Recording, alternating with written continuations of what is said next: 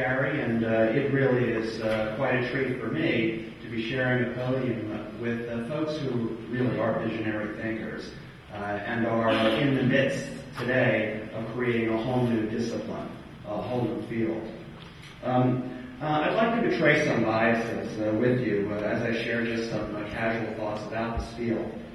Think of it this way. If we were truly interested in optimizing the cardiovascular health and well-being of a population, would we only focus our study, our interventions on 85-year-olds with advanced congestive heart failure?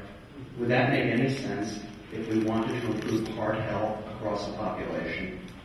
No, it wouldn't. But that's precisely what we've been doing for the last 30 or 40 years in trying to optimize population health with regard to brain. We have focused, I would argue, too narrowly on the final destination of old age and how our brains are functioning when we're in old age, and we have not paid nearly as much attention to the journey. How do we get there?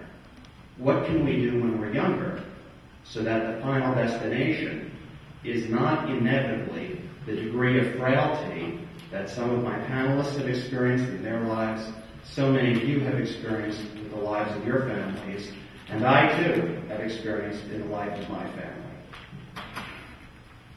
The one thing that we should recognize, and I had on the slide I just had up there at the beginning, was that how our brains change over time is a continuum. We don't go from one moment to having wholly healthy brains, the next having totally failed brains. Generally, we experience changes throughout the lifespan, and for some of us, these changes really are just an annoyance, but for others, these changes result in full-blown dementia or the burden of diseases like Alzheimer's disease. And so I would argue that when we think about what the brain fitness field should be, it should recognize that we should do everything we can to promote and maintain good brain health for people throughout their lifespans. It should encompass early recognition and intervention for people who are showing the first few signs of perhaps more significant brain difficulty, but we can never abandon the brain fitness or health movement also addressing those who unfortunately are so afflicted that they are suffering terribly with diseases that literally compromise their ability to fulfill all those important roles and responsibilities that we take for granted, but quite frankly give meaning to our lives.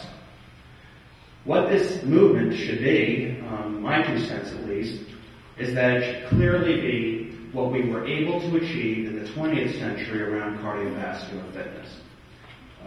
We've made remarkable strides as a society in improving our well-being. Do you realize that 100 years ago, average life expectancy in industrialized nations was literally in the mid-40s of age, 44 years of age. And what is it today?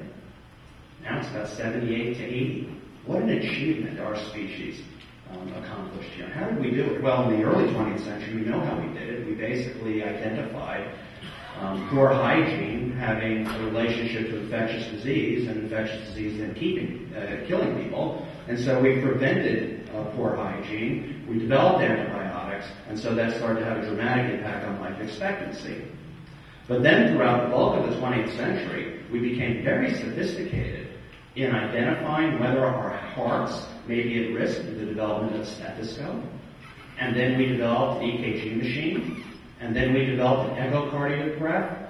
And then we developed other technologies that you're all aware of that can help us to both identify different stages of disease within the cardiovascular system and to intervene. And today, when we talk about cardiovascular fitness, we don't mean just generically engaging in something we saw in an infomercial on television. When we think about cardiovascular fitness, we think about dietary considerations, we think about thoughtful techniques to exercise our bodies and improve our fitness in this regard. And when we do have heart disease, we don't just generically go out and exercise our hearts. We go through scientifically proven rehabilitative strategies to improve our cardiovascular fitness.